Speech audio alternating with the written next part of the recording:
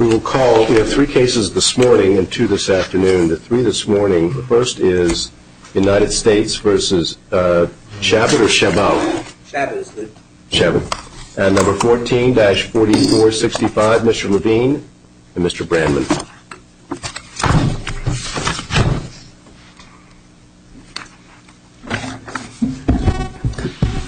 Good morning, Your Honors. My name is Richard A. Levine. I'm here representing the appellants Ellie and Renee Chabot.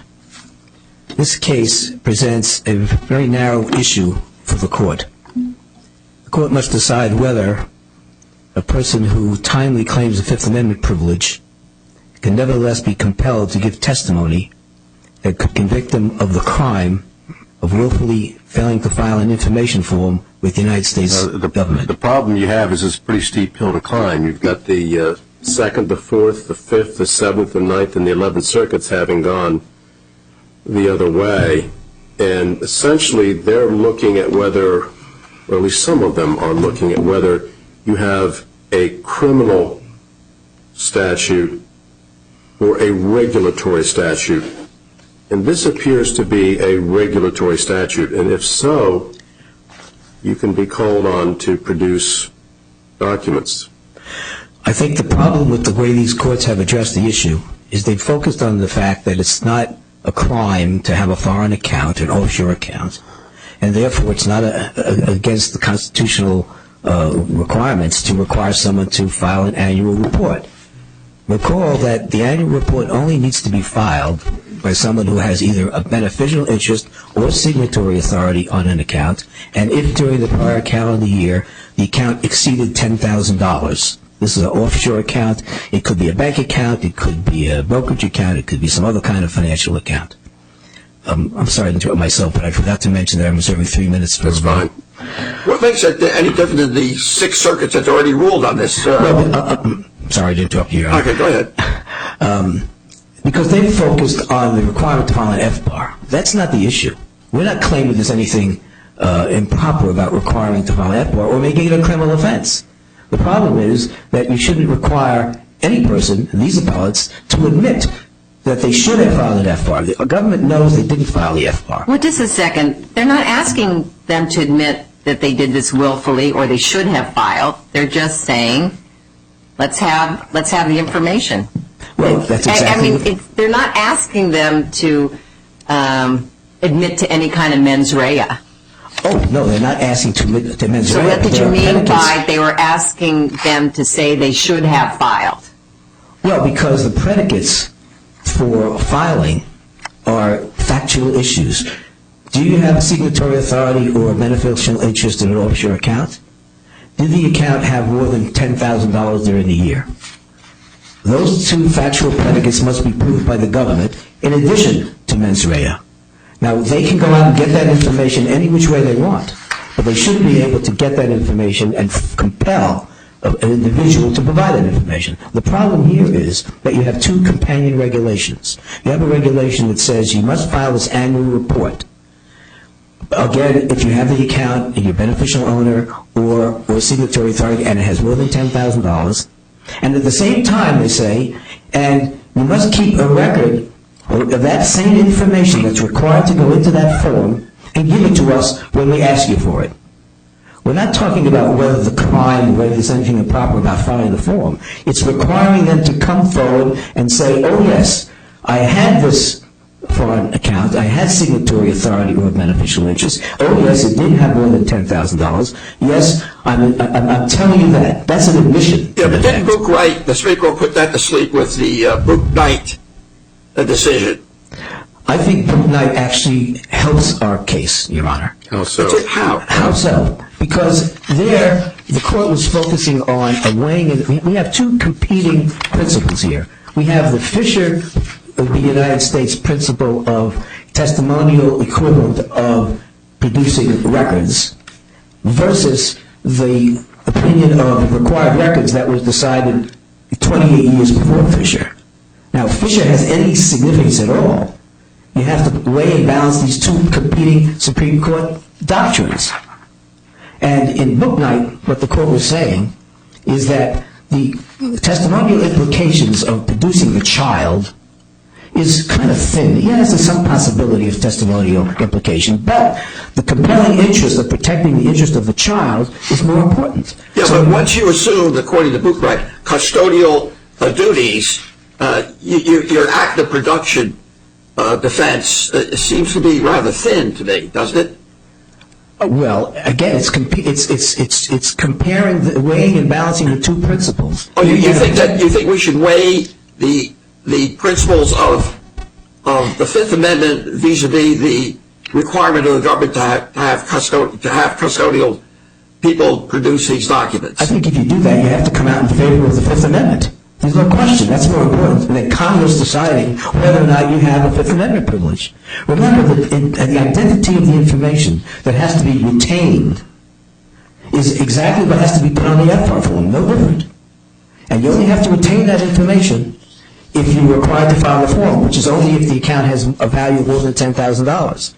So by requiring you in advance to keep this information and produce it on demand, it's the same exact thing as producing a record of your illegal firearm. You had an FBAR account. In this case, it's not what you did do, it's what you didn't do. You didn't file the FBAR form. Well, our research reflects that your defense, somewhat similar, was rejected by the 2nd, 7th, and 11th Circuit, this act of production defense. Well, I think that if one analyzes the facts here in form, this is act of production. In substance, it's testimony. Because imagine, if you will, for a moment, that there was no requirement to keep this information that should be on the FBAR form. Imagine for a moment. And now the government comes and says, I want the information that should have been on the FBAR form, because I want to be able to prosecute you for failure to file it. You would say Fifth Amendment. So by the simple expedient of saying in advance, in a companion regulation, when they adopted the requirement to file the FBAR, keep a record of this information and produce it on demand, they've taken away your Fifth Amendment privilege. That's the danger here. How do you answer the government's allegation that you fail to identify any authority applying the balancing test, which you feel we should do? I think if the court directs its attention not to the six circuit courts of appeals that rule in favor of the government on this issue, and direct your attention to the Supreme Court opinions, and I specifically refer you to the opinion of the court in Marchetti, and look at 390 U.S. at pages 56 and 57, where the court says, and if you don't mind, I'm going to read this, because I think it's directly relevant to this case. What page? Each of the and the court was here talking about the so-called required records exception, and this is the same court that was basically commenting on the fact that it's unconstitutional to require the filing of a gambling report. There's obviously a regulatory impact of that because the government could collect taxes, but that was overwhelmed by the admissions inherent in that. Well, let me just stop you here. Isn't this a question of what you have here, possible tax liability? It's theoretically possible, but so what? Well, you just said in Marchetti if it was just tax liability, it might be okay. No, I didn't say that. I said the court found that there was also some relevance to the fact that the government could collect taxes, but that didn't overwhelm the Fifth Amendment privilege. And the court was saying in describing and looking at the But those are inherently illegal activities, right? Whereas having a foreign bank account is not an inherently illegal activity. What's inherently That's the difference. And tax liability is not inherently what's inherently criminal is failure to file the FBAR. Yeah, That's the issue. It just seems to me that we all understand that ordinarily this would fit into the Fifth Amendment. But there's this exception, and the Supreme Court has created this exception. So if we keep going back to whether this violates the Fifth Amendment as the first step, we don't get very far. Because we know that production can be speech, and it can be protected. Just we have an exception here. Right, well, the exception So the question is why the exception doesn't cover you, and it just seems to me this fits right within the exception. Because the exception overwhelms the rule. There's no more Fifth Amendment privilege with respect to documents if the government simply can say, show me this information when we ask you for it. Well, if there are documents about your gambling business or your drug business, it's different. That's not the same. Those are inherently criminal activities. Or if there's a document with regard to the failure to file an FBAR, it's exactly the same thing. You're focusing on the fact that it's I think you've wiped out the required records exception. What falls into the required records exception in your view? Well, take for example the used car dealer who was held that he had to turn over certain records regarding odometers that was required to keep. Now, there was no charge there of failure to file an odometer report. If you had to file the odometer report and he didn't file it, and there was something about what was in that report that he had to come forward and admit, there would be a comparability. But that wasn't the case. In that case, he would say, well, that might lead to incriminating evidence. And the court said, well, look, this is part of the regulations with regard to being a used car dealer, and so keeping an odometer report is not admission of any particular crime. It might lead to something. Here, the elements of what's being required to be disclosed is exactly the information that should be on the FBAR. And as soon as you disclose that, you handle all the elements of the crime except men's It's the same thing with the odometer report, isn't it? No. The odometer report might lead to something because we don't know what they were charging. Well, theoretically, this might lead to something. This doesn't. Well, it might lead because it's regulatory. I mean, look, we all know that you've got an ally in former Judge Friendly. I mean, who said that the question of how a person can be ordered consistently with the language of self-incrimination clause to produce his own records under circumstances when he cannot be required to testify remains unanswerable. There's a real tension. They don't have to testify, but they do have to produce. And yet, there is this exception. It is created by the Supreme Court, and 6 circuits have followed what they perceive to be that exception to the Fifth Amendment exclusionary rule. Well, and whether you like it or not, and you have some good theoretical arguments, it doesn't appear that there's any case on your side. It's when you're dealing with a matter that pertains to a regulation, in effect, a regulatory activity. What you're telling us is if they produce the information that comes from the regulatory mandate, they are going to be incriminating themselves. My time is up, so I guess Go ahead. No, you're on our time. There are thousands of foreign bank accounts. So what is necessarily incriminating about someone admitting they have a foreign bank account and having to produce the documents under the statute? Well, this is something commonly for people that are high finance do all the time. Even low finance, Your Honor. People living and working abroad could have foreign accounts. What is inherently criminal about? Nothing. Well, then why the act of production why should it have a Fifth Amendment tinge to it? Because the issue here is failure to file the FBAR, which is a criminal offense. Failing to file the FBAR when required. It's only required if you have an account that has a value of more than $10,000. Imagine, if you will, that someone has opened an account in Canada where they have a summer home, and they keep a convenience account in Canada, and they have $4,000 or $5,000 in the account. You don't have to keep any records of anything. You don't have to file anything. But suddenly, one year they have an account, and it goes over $10,000. Suddenly, you become part of a regulatory scheme? Question mark. Now you have to file the FBAR. If you willfully didn't file the FBAR, maybe you were trying to conceal something. Maybe not. But if you willfully failed to file the FBAR, you've committed a crime. And now the government says to you, oh, you must have kept a record of that account for that year, because the account, you didn't have to keep a record before it went over $10,000. Only if it goes over $10,000. As soon as you've done that, you've got to keep a record. And you've got to give it to us when we ask you for it. That's the production that offends the Fifth Amendment. It's more testimony than real active record production. It's direct testimony. Thank you. We'll get Mr. Brandman and get you back on the rebuttal. And I'll have just 3 minutes coming back. Yes, sir.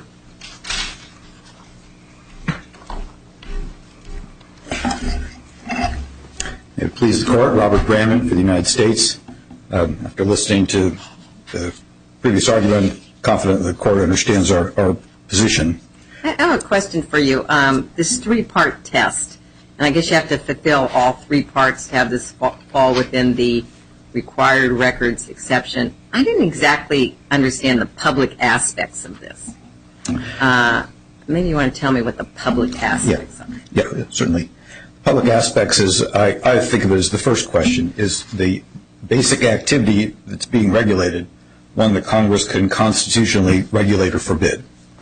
That phrase, regulate or forbid, comes out of Shapiro. Shapiro used the term public aspects, and the Second Circuit's opinion opined that they used that term because at the time Boyd was still the law, which placed importance on whether a document had public aspects or private aspects. Boyd's not followed so much anymore, so that term is probably not the best name for that prong. I would say the public aspects step is just determining whether the activity is one that Congress can regulate or forbid. Foreign banking is plainly something that can regulate or forbid under the Commerce Clause. Even the Supreme Court even said as much in California Bankers versus Schultz, the first big, wide challenge to the Congress has the power to forbid U.S. citizens or U.S. residents or whoever from banking in foreign lands. Yes. Okay. I think the phrase in California Bankers actually said, with regard to negotiable instruments, said it was a channel of commerce that Congress could close if it thought so drastic a solution were warranted. But there's really no dispute that Congress could regulate or forbid international foreign commerce. So that's your idea of how to, you don't want to call this the public aspects prong, what do you want to call it? I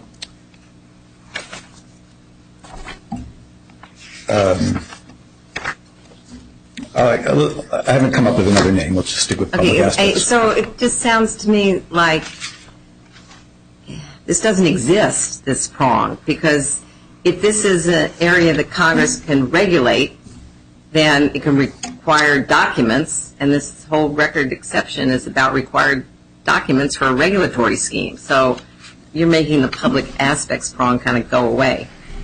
Well, there are not many cases where it's been sort of litigated over an area that where Congress tried to regulate something that it couldn't. I'll point, for by way of counterexample, I'll point to some of the Seventh Circuit cases. One's called Porter, and one's called Smith versus Reichert, where the government in one case, federal government in one case, Indiana tax authorities were trying to get an individual's basic records of what was their income, what were their deductions, expenses, and so forth. The tax system per se is not something people voluntarily decide, I think I'm going to be a taxpayer now. They decide, I need to put food on the table and make a living. Congress can tax that, but they can't regulate making a living the same way. So we wouldn't argue that the government can insist that you keep records of all your income and expenses and deduction items and have to turn them over without a Fifth Amendment privilege. What's wrong with the balancing test that your friend across the aisle has suggested, and why shouldn't we flesh out the Chabot's Chabot's balancing approach?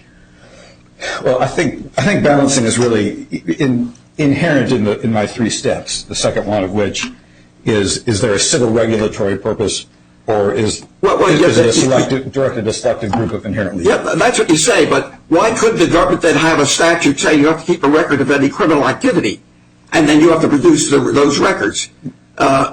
There's no difference between that and what you've done here. Well, that's where the Supreme Court drew the line in the trio of cases decided on the same day in 1968. Dealers in contraband, wagering, some other activities have come up too.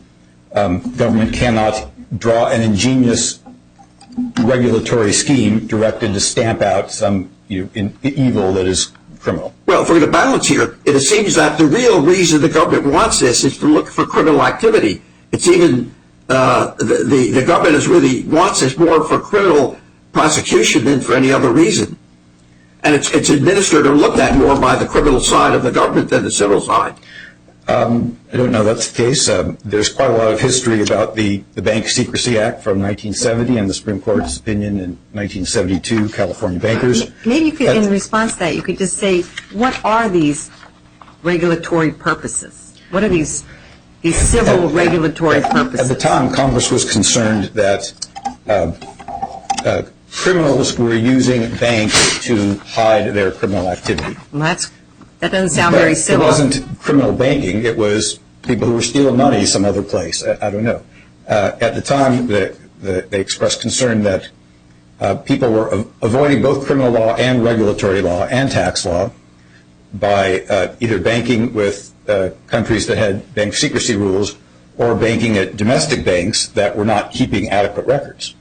So the two parts of that statute, the one that was largely challenged in 1972 was required domestic banks, if they were federally insured, to maintain records of certain things for a certain amount of time on microfilm. And because Congress could not require foreign banks to comply with the same rules, they required taxpayers to keep that information. I'm sorry, not taxpayers, foreign depositors. What are these public policy regulatory things that aren't criminal? So you already said they were hiding money. So this is used to, we want to chase money laundering. But what is like a purely civil purpose for these laws that is not associated with criminal activity? It has to do with monetary policy. I don't really understand, but the Fifth Circuit opinion described where else the Treasury Department sends this statistical information. Office of the Comptroller of the Currency and the National Credit Union, this and that. Several other agencies that deal with monetary policy that don't have prosecuting authority and maybe even don't have personally identifiable information from the taxpayers, but compile. Well, is this a tangential purpose? It's one of Congress's civil purposes for collecting this information. You send it to these places to keep for statistical information, they might want to change the interest rates or something like that? Maybe. I don't really know. You don't know why they send this information around? That's right. I don't. How could you, with a straight face, say this is regulatory when it's administered by the Criminal Enforcement Division of the Treasury Department, known as the Financial Crimes Enforcement Network? That sounds awful criminal to me. It doesn't sound, I think, I don't know. What department are you from? I'm with the Tax Division, Department of Justice, okay, civil appellate. So you're doing civil appellate, you say? This summons was issued by a regular line old revenue agent doing an income tax examination for 4 years. But this emanated out of the Criminal Enforcement Division of Treasury? No. No? The summons came from a revenue agent. Okay, so it sounds awfully like they're trying to chase someone that's not paying their taxes. Is that true? That's most of my cases are that. All right, well, why should we do a balancing test here? If you prevail here, this man's Fifth Amendment has gone up in smoke. This is an area over which he does not have a Fifth Amendment because the regulatory program is designed for valid. Well, that's what I'm saying. If you prevail, the Fifth Amendment is non-existent to him. Why should it disappear? That's what the Supreme Court has done in its cases in Byers. Well, they didn't flesh out the balancing though. They never fleshed out the balancing whether this is really a regulatory or criminal proceeding. And as a matter of fact, you have a 5-year statute on this type of activity, whereas generally civil is only 3 years or something like that. It's 3 years or 6 years, I don't have time to explain what the statute of limitations is on tax adjustments. Well, but it's greater here. There's an extended period over civil with this area, and this is coming out of the Criminal Enforcement Division. This summons doesn't come out. All the 6 other cases were all grand jury subpoenas, so there was more of a criminal element there. If you have a civil reason for 5-year statute of limitations, I think you should take the time and tell us. If that's okay. Okay. Well, the statute of limitations for making a tax adjustment runs from when the return was filed, which is normally, April 15th on the following year, but can be extended and extended again. It can be extended, it can go to 6 years if the IRS is alleging a substantial understatement, something like that. It can be extended by agreement. It can be extended by bankruptcy filing. It would not be at all unusual for the IRS to adjust the tax liability more than 5 years after the close of the tax year. It does seem you can't call these persons to testify before a grand jury. I believe we can. You can't and have The court may take the fifth. they would take the fifth with regard to their testimony. We could ask them the same information that is Right. required by the records, which is the same information that's asked for by the FBAR. And what's unsatisfying is if they have a Fifth Amendment privilege with regard against self-incrimination with regard to their testimony before a grand or a petit jury, why don't they have the same right with regard to the production of documents? And the answer obviously is, well, Supreme Court has said otherwise. But the latest case, Book Night, isn't that very unusual facts? It is unusual facts, but the court applied the same principles in these other cases. It wasn't even a records case, was it? It wasn't. No, it was a production case. But the distinction between whether the contents of the documents are incriminating or the act of production is incriminating does not need to be addressed. In the required records doctrine case, the incriminating nature is presumed. Many of these cases came up after the claimant was convicted. This court's case in Hunt was a liquor distillery. The man was convicted for distilling liquor not having registered in advance. And he claimed his privilege before the trial and asked this court to dismiss the indictment. But he didn't.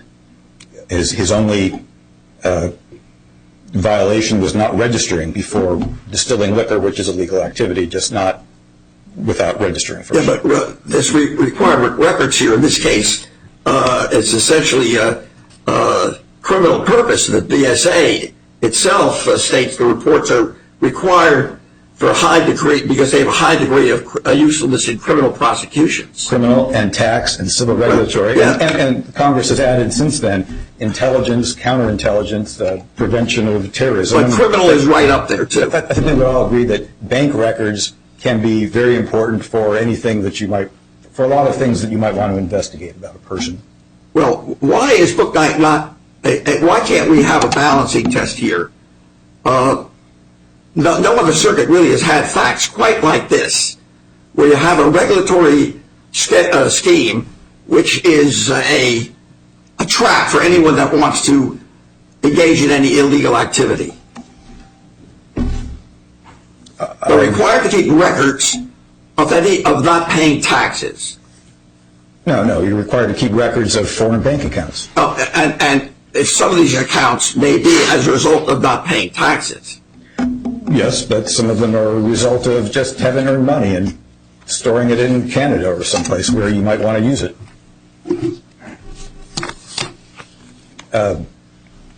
Anything further? Anything further, Mark? Okay. No, that's about it. Fine. Thank you very much. Mr. Levine?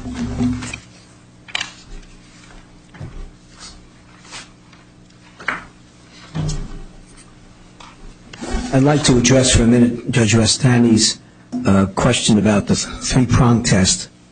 The three-prong test as administered, if you will, by the Sixth Circuit courts, and the way the government argues it, is really one prong. The government and the courts seem to say, well, if the government has a regulation that requires this information, therefore, A, it has some civil aspects to it. B, it's regularly kept because we require you to keep it, therefore it's regularly kept. C, it has public aspects because we asked you to keep it, therefore it has public aspects. So where is there a real three-prong test? I'll direct your attention again to what Marchetti, the Supreme Court said in Marchetti, the page I cited, 390 U.S. at 5657. That analysis blows that whole three-prong test the way it's been administered by the circuit courts and these Bank Secrecy Act cases out of the water. Just doesn't. There's no real three-prong test anymore. The way they've interpreted it. Now, I'd also like to mention about the Bank Secrecy Act. The Bank Secrecy Act is primarily targeted to banks. Banks are regulated businesses, and there's enormous amount of regulation about banks. And it's all forward-looking. So that sounds pretty regulatory. Say again? Sounds regulatory. With respect to banks. Here we're talking about an individual. How about the consent theory? He seems to say there's a Supreme Court case that says Congress can forbid this foreign banking, and therefore if you participate in this foreign banking, you consent to regulation. I don't see it's a non sequitur to me. That I've consented to something because it's forbidden. No, it's just that it's something that Congress could totally forbid, and instead of totally forbidding it, they regulate it. And therefore, when you participate, you consent to the regulation. So I'll ask you the rhetorical question in my hypothetical about the person who had the... It's a rhetorical question. I don't have to answer it, right? It's a hypothetical question. Oh, hypothetical. To only illustrate the point, not a rhetorical question, a hypothetical question. Because there's no regulation of having a foreign bank account until and unless that account exceeds $10,000. So when I opened a foreign bank account in Canada, and it had less than $10,000, did I consent to anything? I don't have to keep a record of anything. But once that account hit $10,000, you now have to consent. Now I've consented? Right. How about the government requiring if you take any expenses for travel, reasonable expenses for your work, they require you by regulation to keep receipts or proof of the legitimacy of those expenses. And if I don't, they deny the deduction. They'll put me in jail. They'll deny the deductions, and if you make deductions over, if you exaggerate them, let's put this, you can go to jail for that. It's theoretically possible. Same theoretical possibility you have in your case. If you have the right mens rea, you could go to jail. If you just messed up your tax returns because you're a slob, probably it's not a crime. But if I don't produce the records to show my deductions, I don't produce them. They're not forcing me to say, come forward and show me that you didn't have these deductions, so I can put you in jail. There is a Yeah, let the record reflect that if I did not have an accountant, I'd be a slob. Is that what I said? Not quite. No further questions. Thank you very much. Thank you very much. Thank you to both counsel, and we'll take the matter under advisement.